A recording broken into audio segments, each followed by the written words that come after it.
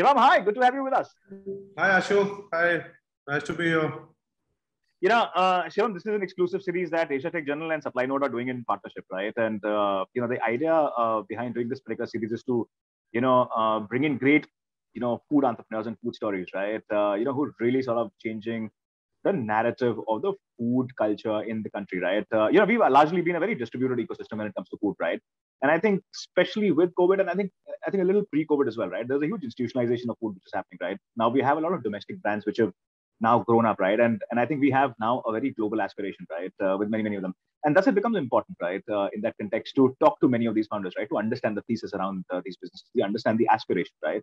And I think apart from that, also the fact that as an industry, right, largely, it is a very significant contributor in terms of employment to the GDP, right? And that becomes very relevant in the larger scheme of things to understand, right? My personal sense is I think post-COVID, this is going to be one industry which many people are going to enter into, right? So we might possibly see 100,000 entrepreneurs coming into food, right? In that context, it becomes important. Today with me, I have Sajal from Supply Note, who's going to be my co-host for the session. Hey, Shivam, how are you doing? Hi, how are you? I'm good. Thanks. And Sajal will largely be talking about a lot of supply chain aspects, right, which are very critical to a food business, right? So with that, Shivam, right, I'd love you to give us a quick round of introduction, and then we talk about Blue Tokai, right? I think this is one of the most celebrated brands, right? I think today anybody you talk to of coffee, I think that's the first name that comes in the conversation, right? So you've literally become a benchmark for many players.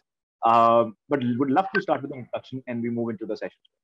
Oh, thanks for all such nice words. So my name is Shivam. I'm one of the co-founder at Blue Tokai Coffee. I look after general business expansion and cafe operations. Yeah.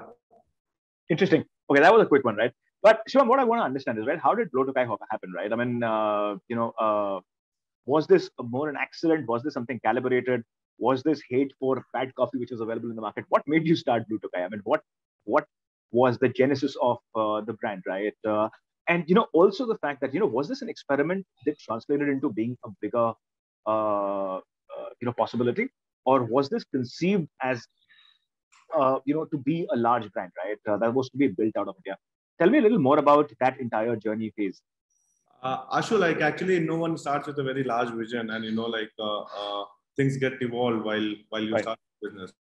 So in India, coffee generally was perceived in a very commercial manner before us. It was more of a commodity coffee which people are used to drinking. While there was a general perception India does not grow good quality coffee, which was not right. India does grow a lot of good coffee, but that usually gets exported to other countries. They roast it, they send it back to our own country, and people feel it this is something imported. So the whole idea started to serve consumer good Indian coffee, and that's how this idea started. Obviously, cafe, B2B, and other verticals which we are into got evolved with our experience as in when we started started this business model. So it's all started from a roasting company, and we wanted to roast coffee, wanted people to brew coffee at their home, and that's still the vision. All the other things which we see is generally a physical experience center for us, so that people can actually enjoy the coffee we wanted to brew the way we want to, and present our brand in a nicer way, and educate customers to about Indian coffee culture. So, and that is working so far for us. And recently we have started Japan also. We are doing the same story over there. So we are starting with a small roastery. We'll start with e-commerce. We'll start a small kiosk, and then gradually diversify our horizon. What we do in India, like say B2B or Horeca. Fantastic. So this is how. And still learning, still fighting with the COVID, and to make the business successful. Shivam, I think one thing which is common across food entrepreneurs, right, and I think which is extremely also difficult, right, is the complexity of the market, right? I mean, I think many founders talk of the complexity of the market, right? And I think we continue to question them, right, across our interactions, right? But I think there is nothing which matches the complexity of a food business, right?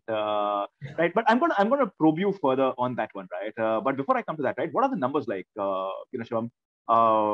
I mean, like you said, right? I mean, you started as a roastery. There's a huge D2C possibility in play that you're kind of building, and there are experience centers, right? Now, these experience centers are very, very critical, right? For you to disseminate, you know, the taste, the culture, right?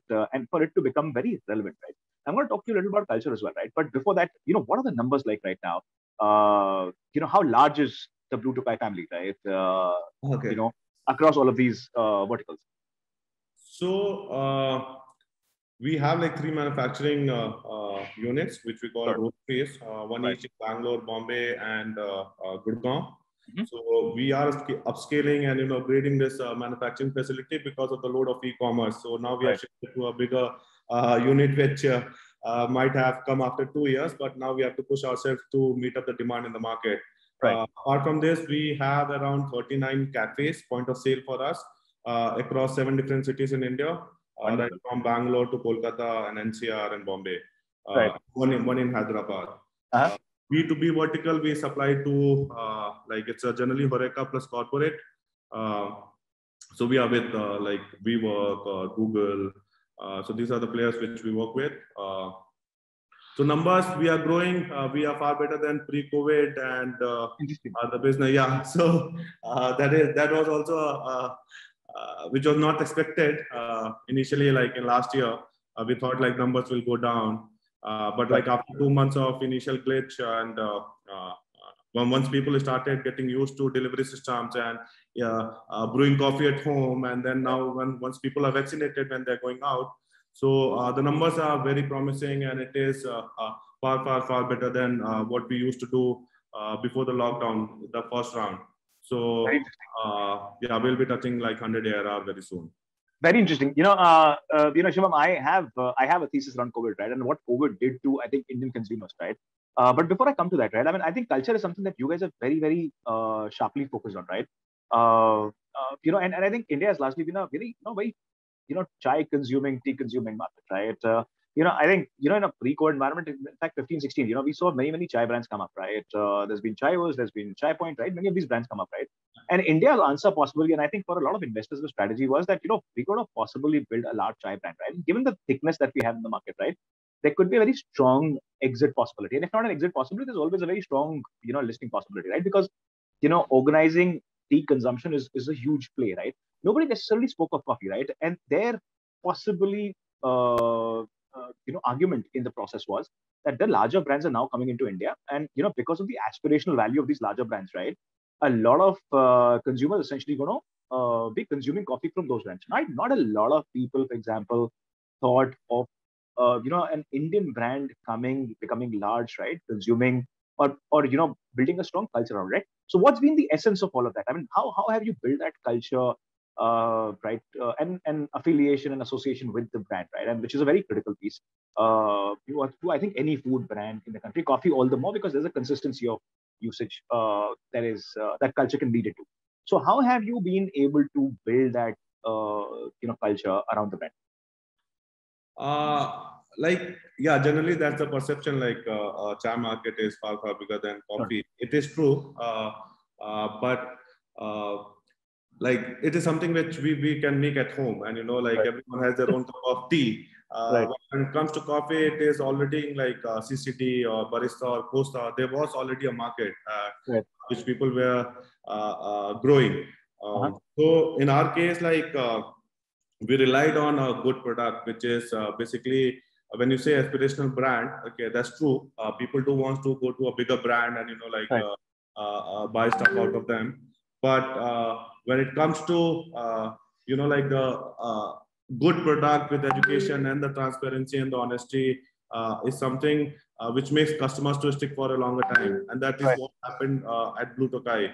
Like word of mouth was our biggest marketing tool, which has made us grow different verticals. So when like say if you generally go to like our website or to the store or to or you talk to our baristas, one thing you will notice is like we are as transparent as possible. So right from like where we source our coffee from, how we are roasting it, and all the details which is required for a consumer. Because consumers are also getting involved, as in when they are traveling both. And and that happens in any developing country. This shift of like the income and like the young population which India has, and who has been traveling abroad, or who loves to try out like a niche product, is something beneficial for us, and is something which is basically working out for us. So the common essence of the brand is be transparent, be honest, and like and do a proper R&D of any product which we launch in the market. So there are so many things in the pipeline, and we have been working from like last 2 years, and is still not confident to put it in the market. And it seems like, so once this effort of 2 years, or like of rigorous R&D in a product comes to a market, like what we plan to launch, will be reflected in the product. So it's not like we are rushing to achieve some numbers, or like we have some targets set in our mind, and so that calmness, or like that approach is also something which excites customer, because you're not becoming super commercial at like overnight, or within a year or two. So it's happening. We're scaling the business, but it's happening in the way we want it to be. As a consumer, Shivam, what I have loved about it is the process, right? I mean, I for example, when you talk to a lot of these brands, right, the larger brands, right, the process of communication, I personally feel that the process of communication is broken somewhere, right? I feel I'm talking to, I'm in a faceless environment, right? There's little creativity that you come across, right? But as soon as for example, I have experienced Bluetify on multiple occasions, right? I mean, I in a way have been able to associate myself, right, with the entire branding and the experiential play that is there, right? And that's something which just gives you a very different kind of a flavor. You feel, you're a part of the brand. And I think that's very beautiful about the brand. And possibly, with you, your leadership, right, and the creative team that you have, I think they've just cracked it beautifully. Shivam, I'm going to come to the India question, right? Something that you alluded to in your earlier point, right? India is a complex market, right? And you're, as a food entrepreneur, always in that difficult phase to get the right product out, right? Because you're not necessarily sure, right? It's very difficult to draw a sample saying that A is going to like this, or B is going to like this, right? It's a difficult environment to go through, right? I mean, tell me a little more about product selection, right? That's one. Second, tell me a little about the experience side of it, right? And how do you continue to maintain the same experience across all of these points of sale that you have, right? Tell me a little more about those processes that you put in place. First, answering to the product side, generally, like anyone's like who start drinking coffee, starts from a cappuccino, and gradually they graduate to a black coffee. Right. So that is how generally it happens, like anywhere, not in India, and any coffee drinker would follow the same journey. Right. So it is very much required to right from making a good cup of cappuccino to having a good cup of pour over. Your product should be like in their segment, right. To the point, and what Indian consumers, or what a good cup of coffee should be, right. According to that consumer. So right. I feel like one of the key factor is like we own the entire supply chain, like right from the farms to the roasting. So everything is pretty much in-house. So and that quality control at each step, be it like say bean sourcing, or grading those, or roasting it, or even brewing at our cafe, and following the same recipes. So there are multiple checkpoints which leads to, I would say, like more than 99% of accuracy at our technically, and that is being reflected. Like if you start having a cappuccino for like say so many years, okay, you will have the same cup of coffee, which is consistent. I think that's also a key point. Whether a product is good or bad, consistency is something which is very appreciated in a food business or any consumable business. Right. So launching a product, plus if you see the range of product which we have is very minimal. It's very minimal as compared to any normal cafe. We don't do any additives. We don't have any syrups, and like it's just coffee, milk, and sugar. Okay, these three ingredients, which coffee plus good milk, which we're using, or the sugar. So these three ingredients we play around with, which is actually easy to do. So with the scale, we don't see like such operational hassle, or inconsistency in the product, because then comes the training part of the barista. Because coffee in India, generally you won't find talents. It's not. So you have to basically train them on your product or on your recipes. Right. So we have like training centers. We have people from outside India who are our trainers, who have like international modules which we have made, and so we train people on them. And focusing more on customer experience, like say if you sit for 4 hours or 8 hours or 10 hours, no one is going to bother you. Or you want to split one cappuccino into 3, still we would be happily doing it. Plus any questions you ask our people who are actually the brand ambassador at the cafe, like the baristas, so they would be able to answer you or assist you. Now coming back to the second question which you asked about this translation of story and how with growth we are going to maintain this.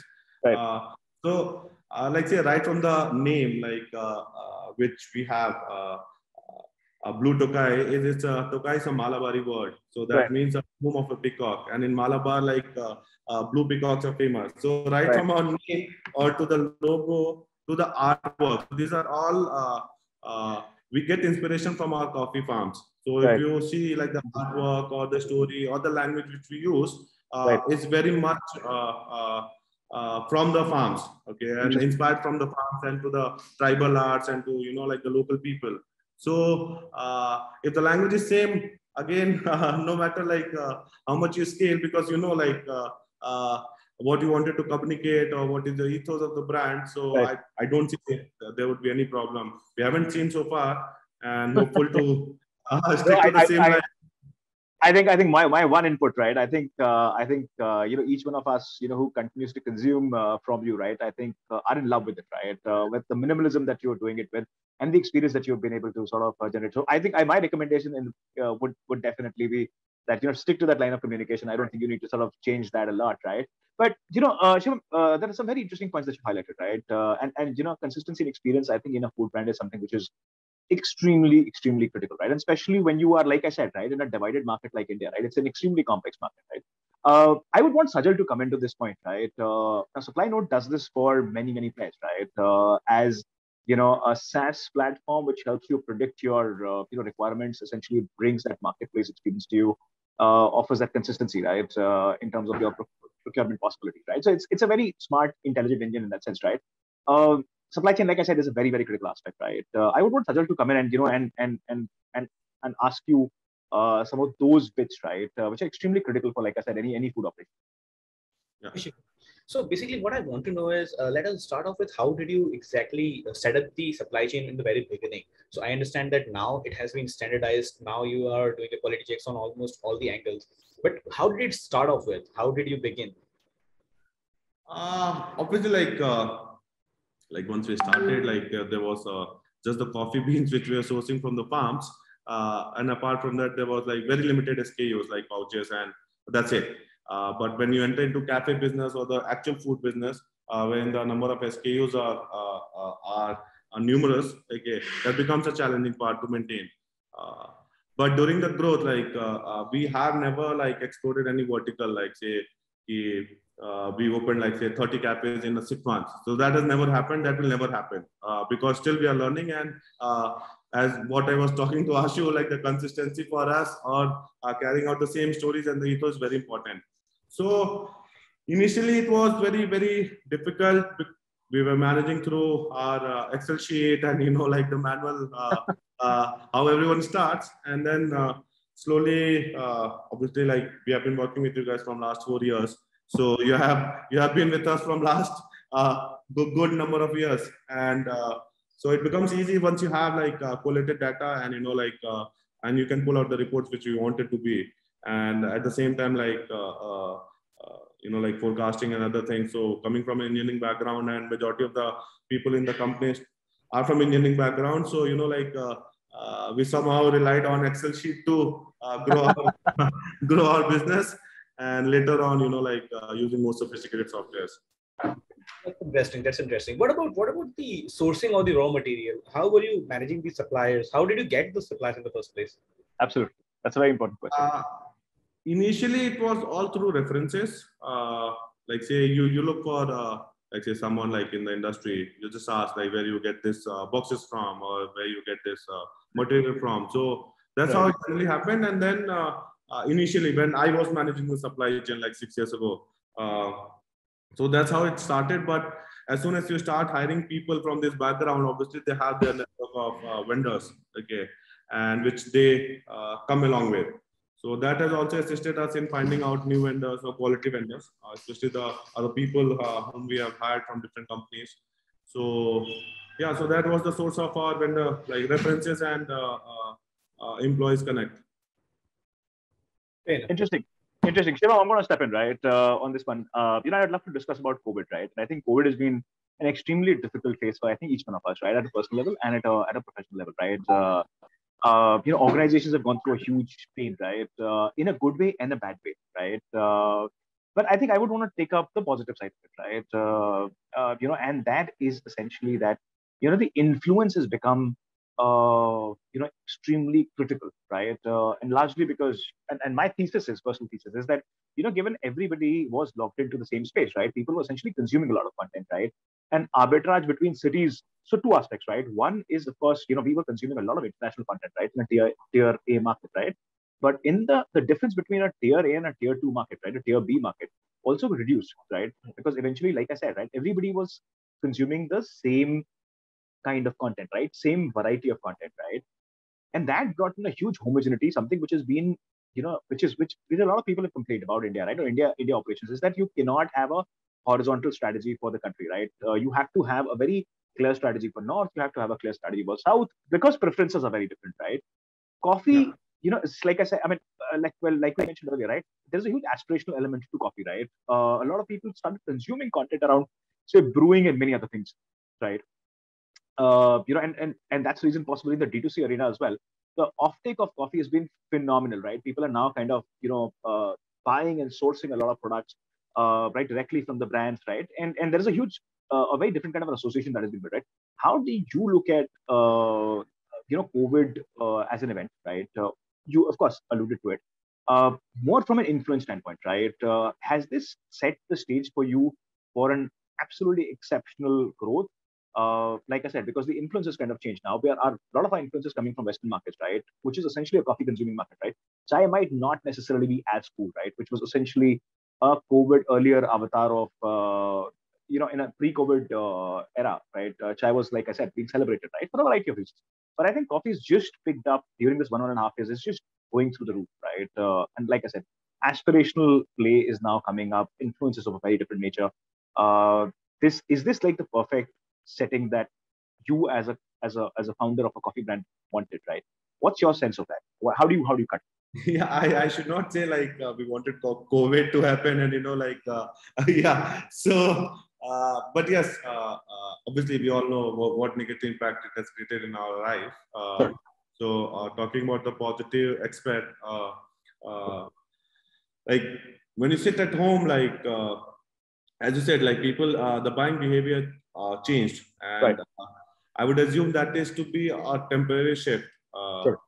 because ultimately, as a human being, we will back to normal life and Right. start going to superstores and seeing the product, selecting it, and then buying it out. But yes, definitely, like the coffee response or the coffee market response has grown up significantly last 2 years. Okay, because people wanted to have something different. They are bored of Ashok and did I?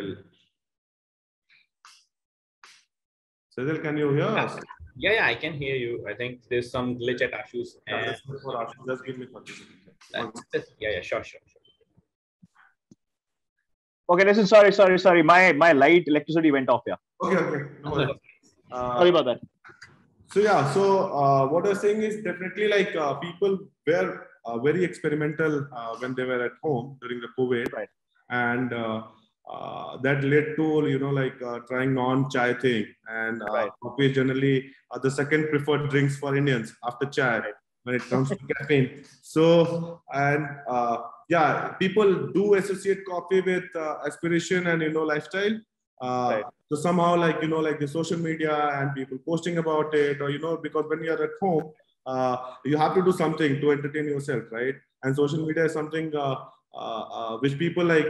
You would love to post about coffee rather than people be like slightly I personally don't. Okay, I love my tea, and like I can post about it, but sometimes like how the social media works. So that has seen a huge demand surge in e-commerce business for us, and luckily from day one we had been operating on an omni-channel approach, so we were able to encash on those rather than building anything from scratch. We already had a decent presence on website or e-commerce or the team to handle it.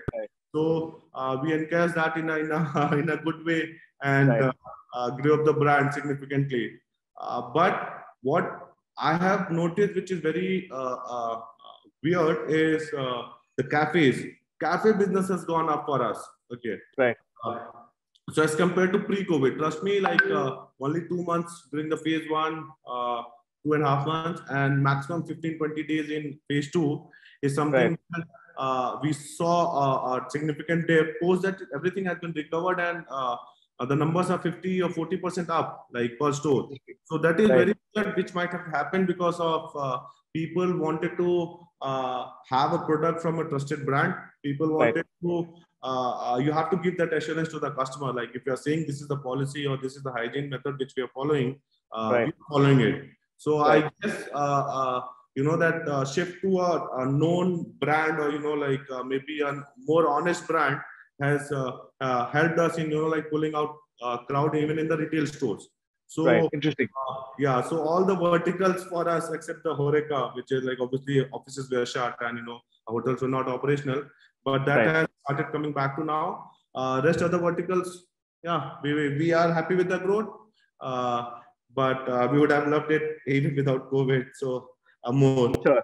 Yeah. No, I completely understand. I think nobody wanted COVID, right? I think it's impacted our lives in a very different way, right? No, but I think I kind of agree with what you said, Shivam, right? I mean, and I have worked with a bunch of tea-focused entrepreneurs, right? Who were essentially doing it in a retail format, who were doing variety of green teas and stuff, right?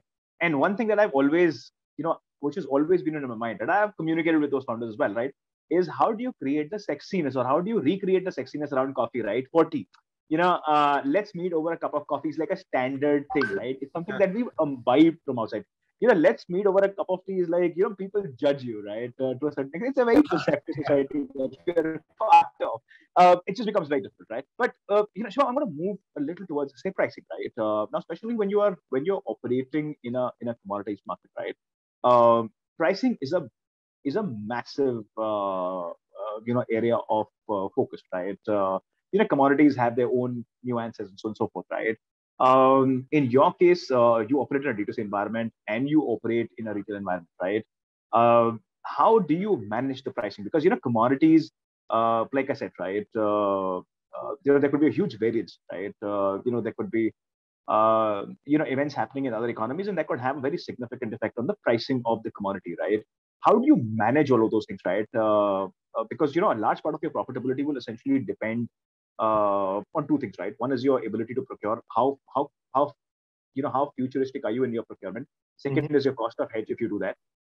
Third, at a retail level, how your, for example, average bill value would look like, right? What percentage is, say, beverage, and what percentage is food, right? So, I mean, how do you manage the pricing across all of these layers in the business? The simple answer I would give is, once your expenses are in control and your bases are strong, you don't have to think much about your pricing, because even if it's like, say, for example, like things are expensive or cheap, or the margins are high, majority or the success of a business is dependent on the repeat. It's not like how many customers you're getting per day. It's the one single metrics for all these verticals are like the repeat customer base. Okay. Right. And obviously there are cost centers, there are commodity, like prices of the coffee being a commodity has gone up last 3-4 years, but that has not impacted us because we were like are never burning the money operationally. So we were always on that cushion wherein, like, we can still like does not reflect the back end to the front end, wherein the prices keeps on changing at the front end. So that has not happened. Obviously, like every 2 years or 3 years, you have to change price to match up to the supply chain cost. or in being used, but it becomes very, very difficult. Like if your costs are not in control, especially when you are dealing in real estate businesses, and that is something which I personally learned. No matter even if the top line is 5 lakhs less or more, you have to stick to your numbers. And which is like, say, if you don't want to pay rental beyond 3 lakhs, just don't open a cafe there if you don't find a place. So don't get carried away with other brands who are in the market or in the same vicinity and start copying doing that. You have to be very strong with your internal commitment and the numbers which you have set, and try to stick to that. And as I said, then your costs are in control. So you don't have to basically worry about your pricing and still be profitable. Because in a growing phase, if you are profitable and not burning money, I think that's the best thing that can happen to a founder, because I personally felt it, and there is no pressure of, even, rushing to vendors to, change the ingredients, or so we are sort of, sitting on a good margin, good EBITDA positive margin. So what that lead to is basically our focus on the product and scalability of the business, rather than being worried about कि price कम कर देते हैं, price बढ़ा देते हैं. So that is something अभी तक we have not faced that, and hopefully this calculation which we have for real estate or e-commerce, or because on e-commerce also, like discounting and other methodology we don't use. You have like you can see it across. So it's a very stringent. And I think the fact that you have supply chain right with you, and I think supply chain does a lot of predictive analytics for you, right? They help you understand a lot what's happening, right? And I think that just works as a so much more intelligent support engine, right? In that sense, a very critical question, Shivam, is is essentially around sales channels, right? I mean, you've of course highlighted some of them, right? I mean, for example, Horeca B2B, you identified, right? You've identified, the retail process that you have, and G2C is essentially what you've had, right? What's been the process of customer acquisition, right? And which are the channels that have performed the best for you, right? In terms of, say, your revenue split, right? Which are the channels which have performed the best for you? Let's say we are sort of balanced in terms of percentage. If we talk about Cafe, Horeca, and D2C, what has worked in our favor is, I would say, so far the Cafe, because the intent with which we have opened these places was to educate people and to translate these people to start brewing at home, and that has happened. Because the amount of coffee beans or the FMCG product which we sell from Cafe is growing every day for the same cafe, like and from the same neighborhood. That means people are graduating, and people have started brewing at home, or that culture is developing, and that is what we wanted to build in India. We don't want to be a cafe company. That is very straight. Like that is not the vision at all. We want to be a good coffee company out of India, and so this. Because ultimately this is something which you have to consume, like it can't be poured into you digitally.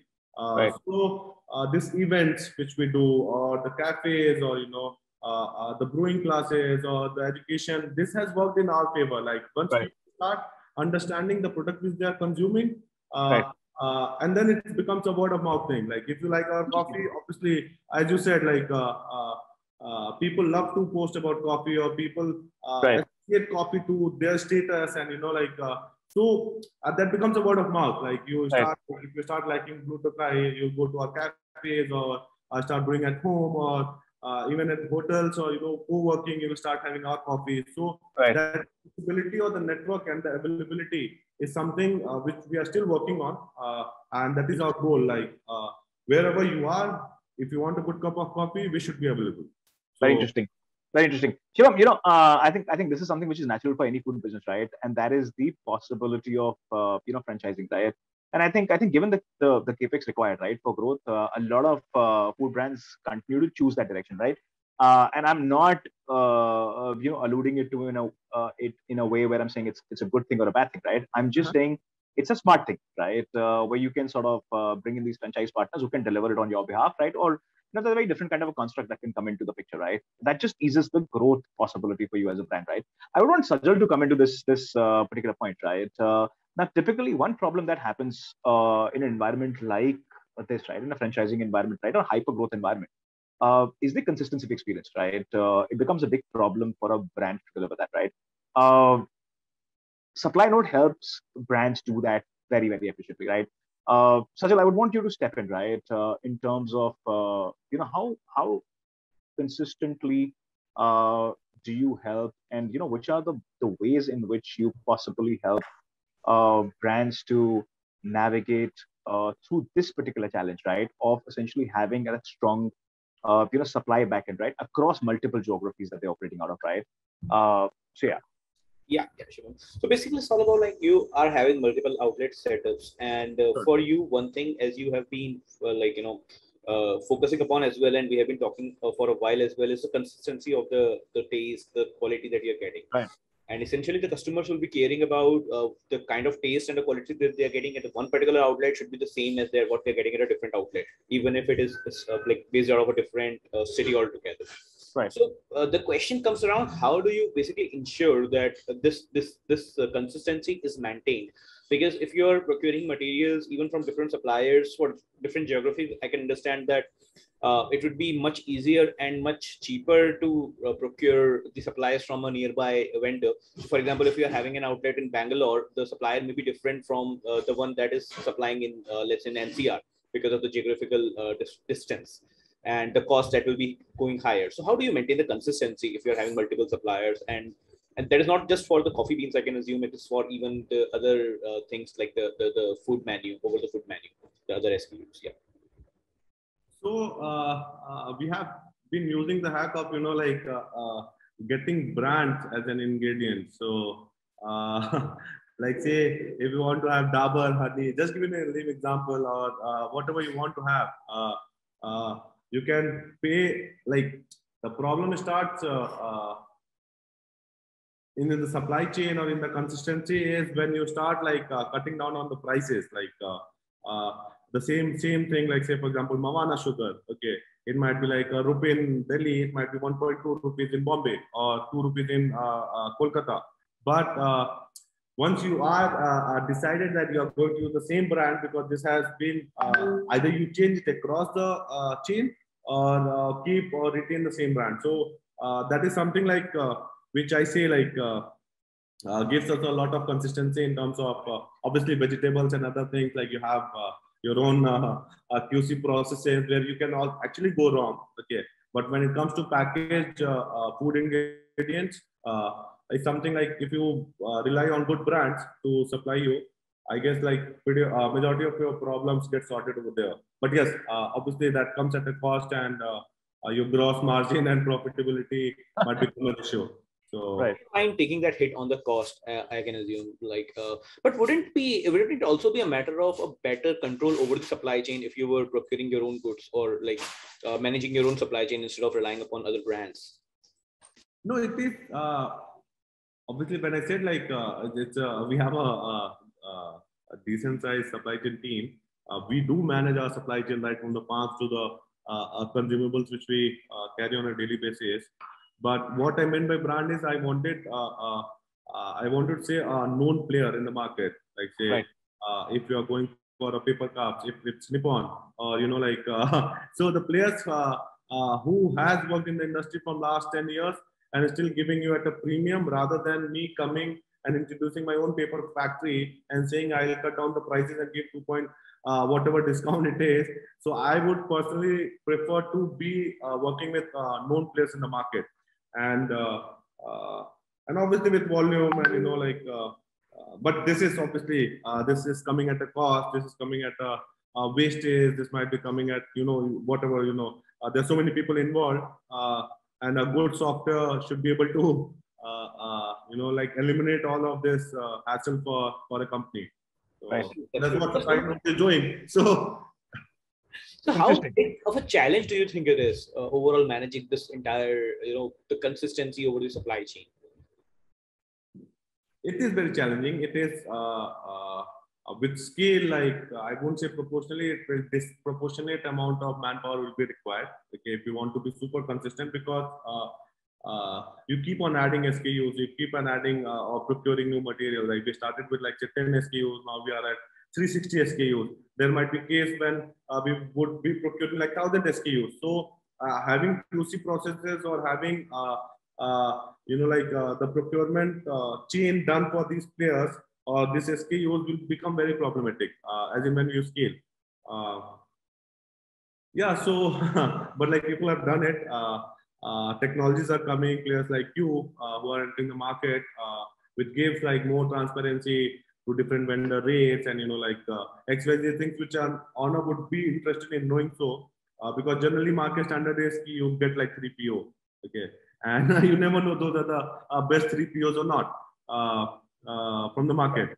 So it is a problem. It's a serious problem because ultimately the businesses operate on a very sleek margin, especially the ones who are building up the brand. Okay, if it's a family-owned businesses, people do care about the margin. But when you're building up a brand, the most important thing is like the customer satisfaction and the positioning and the experience. So that sleek margin, obviously, like top line, you don't have much control. You have to trim down your bottom line, and where it's all SCM.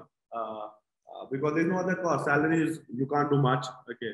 So SCM is where like you can actually, with scale and with volume, you can bring down the cost. I think we kind of covered that point in the pricing question, Shivam. And I kind of completely agree with what you're saying, right?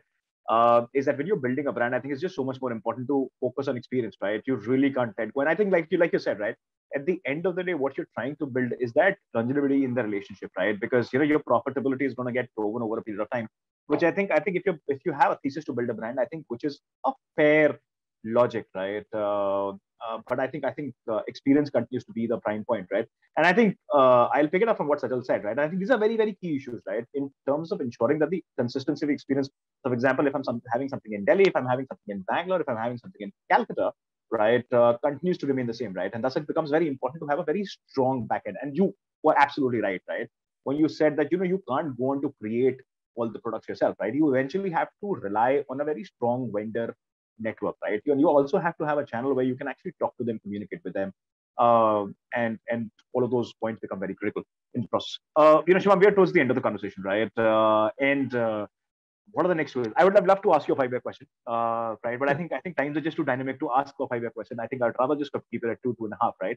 But what are the next 24 months like, right? What are some of the things which are a key priority for you as a brand? Which are the ones which are keeping you awake, keeping you excited, right? The team is geared to achieve those numbers. What is the aspiration for next 2.5 years? We want the clear expectation which we have set amongst ourselves is we want to be more accessible to the consumer and to be so starting like modern trade or online modern trade, the places where actually one can easily visit. So we are trying, especially in the metro cities. Like say, if you think about coffee, we should be available in 15 minutes. So that is the entire 24 months short story which we are working on. Right.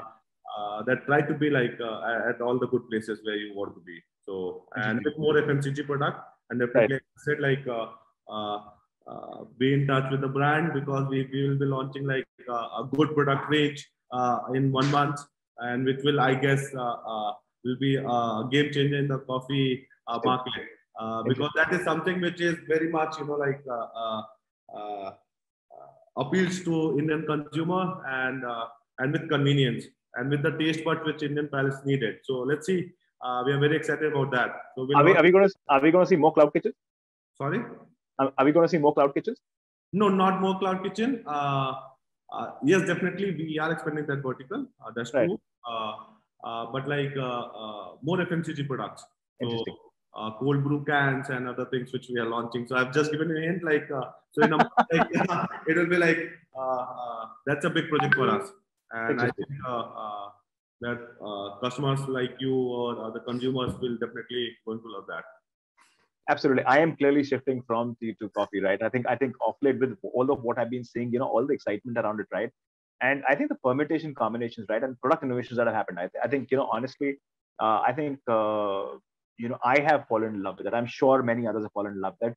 numbers are, I think, out there for, I think, each one of us to see and talk, right? Shivam, like I said, right, we're towards the end of the conversation. My last question to you in this conversation, right, which is extremely important, right? I think there, from one founder's experience, the other founder can learn so much more, right? From his or her mistakes, the others who are possibly building the newer versions of their game, their narrative, right, can learn so much more. What will that suggestion advice be from you, right? One or two of them, right, which you think are extremely critical for an early phase. Early for e-commerce, like keep your margin tight and don't burn money to just increase the top line. That should be one session for the e-commerce side. For the cafe side, again, I will reiterate. Keep your number tight. Real estate can actually kill you.